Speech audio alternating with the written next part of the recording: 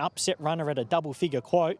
Take nothing away from Willa Bale's run there. It did go to Sandown, was beaten 11 lengths by Joey the Jet in a Melbourne Cup heat. Coming back to a Grade 5 heat here. Few weeks between runs is a slight question mark because you typically don't step up without, being consistently in race work, and the Grenfell Kennel typically race their dogs, weekly. So I don't know what it's done since the 23rd of November to the 14th of December. So it's, a good 3 weeks between runs. But I thought that Grade 5 win here against Giacomo was very good, and coming to a Grade 5 heat and being a double-figure quote, I think on an each-way basis, it's the one that might represent some value in this race. A very good evening to Jeffrey Britton, who I believe is tuning in tonight. He was quite happy to give us a clip, Nath, about our choice of food tonight, being the fried variety, and suggests we have too much of that. We may end up looking like a couple other familiar names who take up a bit of real estate. Yeah, well, it's not like Jeffrey not to give us a clip. He's Saturday afternoons are usually down the cricket club. I do see Jeff down the local cricket club, and he's usually having a beer and giving some choice words to me. So no doubt when I see him next, he'll have something to say about our dietary requirements. Hey, we wouldn't have it any other way. And his greyhound Dishevelled jumps from box 6 here. And how's this for a run of box draws? 6, 5, 8, 7, 6, 6, 6, 7, and 6 tonight. Can he win the race? Well, he knows where he's coming from, doesn't he? Yeah, he can. He steps up again to the 600 distance range. Jaycee's had one go here for one runners-up effort. It was a 30 and 24 winner, 2 starts back, running down a tiring Riendo.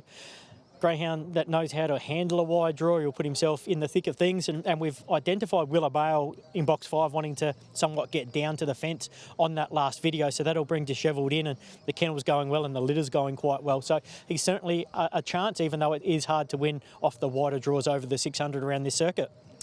Yep, indeed. It's always a bit of a specialist distance is the 600-metre trip. And what about Paul Yacolta's in the market at $7.50? What can you tell us about him? Yeah, well, we're going to see him for the first time off a wide draw. His form's been quite good over 500 off near rails draws. So box 8, as we just touched on, isn't an easy task, but a greyhound has got a pretty strong finish. He's an up-and-comer. He's just got to handle box 8 over the 600.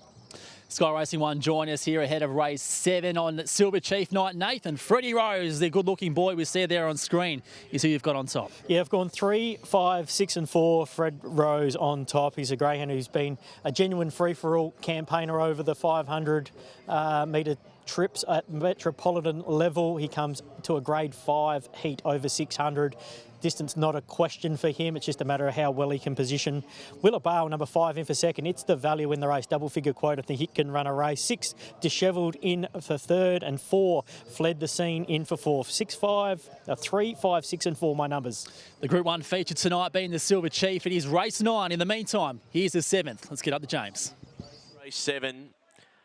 Heat 1 of the 5th grade, 600 metres the journey. Favourite 190 in 3, the green light. Set to go.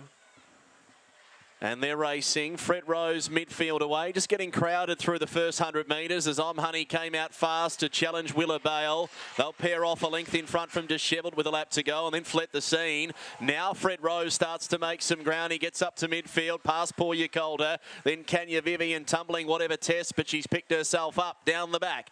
The leader, Willa Bale, pressed now by Fled the Scene, who moves up. Dishevelled's tracking the move, and they're clear from Paul Yacolta as they turn. Fled the Scene marches to the front, turning over Dishevelled. It's Fled the Scene clear, and Fled the Scene the winner. Too good. Fled the Scene by 2 lengths to Dishevelled. Third, Paul Yacolta, and there's Fred Rose. He was really powerful, laid up for 4th, followed then by Willa Bale, I'm Honey, Kanya Vivi, and whatever test. Well, she almost came down. She may well have, but she bounced to her feet so quickly, and the great news is she's okay. 34.65 the run.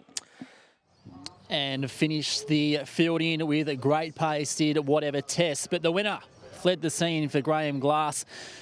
Nathan, and it's quite messy at stages that race. Fred Rose was shuffled out the back early on, but Fled the Scene at double figure odds just wins this one. It went around at a big price. We did have him in our numbers for 4th. He's a greyhound who has competed well over these middle distance trips around both the Sandown and the Meadows circuit. You only had to go back 4 runs ago. Jace posted 27.08 at Horsham when he was able to dictate from the front there, and he led close to the tearaway leader in Willa Bale, and that residual 600 metre fitness of his racing campaign has certainly brought him to the forefront there. Dishevelled, another honest run off a wide draw into second. Poor You Colder handled the wide draw quite well from box 8, beaten a few lengths in a decent enough time. It's first time it's drawn wide in its racing career, so it's a greyhound that's going to take a liking to most probably near rails draws over this 600 distance. Willa Bale, the early leader, just knocked up on its run. It's 3 weeks between runs, might have needed that blowout, but showed good sections. There's a bit of a fly in the ointment, as we touched on early. Fred Rose just shuffled up early, done his best work late. That's typical Fred Rose. He will take great benefit from that run, and I think he'll keep pushing forward to the Sale Cup moving forward. Yeah, indeed, and Dishevelled as well. We got the clip from Jeff earlier, and maybe Dishevelled has been on the potato cakes and dim sims there at Anarchy, given he wasn't able to pick up the leader, but a great dog he is. All right, 34 and 64, a bit sharper than what you'd expect out of that race, or about accurate for one like Fled the Scene? No, I think that's about right. You know, he's a greyhound who has posted 34 and 46 in winning here, and he has a pretty good record here, Jace. That's his third win from 9 goes with another 3 minors at the Meadows circuit over the 600, and he's been an honest campaigner for the Glass Kennel throughout his career. Win number 13 at start number 46, and he was able to overcome the middle pin box draw by getting up on speed, and from there he was able to show his true ability. He didn't have much luck in his last run off a wide draw at Sandown over the 595. He had box 8 on that occasion and never really got into the race, but before that his form was quite good, and he was just able to put himself into the race and get after that tearaway leader in Willa Bale, who knocked up late. So congratulations to Graham Glass, and all connections with Fled the Scene, the winner of the first heat of this 600 metre Grade 5 series. Yep, indeed, and there is 2 heats. Am I correct in saying that, Nathan? You are correct in saying that, Jason. The first 4 will get through, so that'll see Fred Rose, who finished in 4th, make the final, and that'll be a good stepping stone, as we touched on, ready for the 640 Sale Cup moving forward. Yes, indeed, and of course this final will be run next Saturday night on Phoenix night, so part of a big card of racing next Saturday. And of course that box draw for the Phoenix will take place tomorrow. It'll be live on Sky Racing 1 from 10:30, and of course a lot on the line for the $1.65 million feature next Saturday night. And we saw a couple of guns go around earlier on. We will have a look at those trials just after the colour of this presentation wraps up. But we spoke about that heat in the previous. Of course, the next one is the second of them, and Gary's Stun On loves an inside draw. He comes up with the red. He's getting to the twilight of his career, isn't he?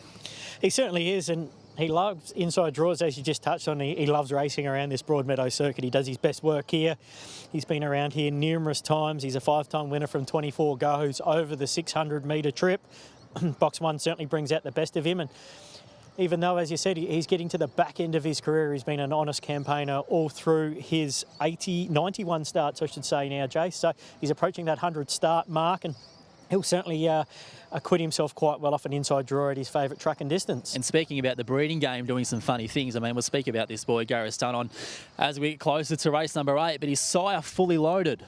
Could barely get 450 metres from memory, and now he's produced Gary Stun On, who does his best work over 600. Yeah, he was a high speed, and he came out a little with Poke the Bear, and Poke the Bear was quite strong, and yeah, sometimes there's no... It was sort of the ring-in for Poke the Bear, wasn't he? From a stud point of view, because Poke the Bear had no wheels between his rear legs, but his brother in Fully Loaded did.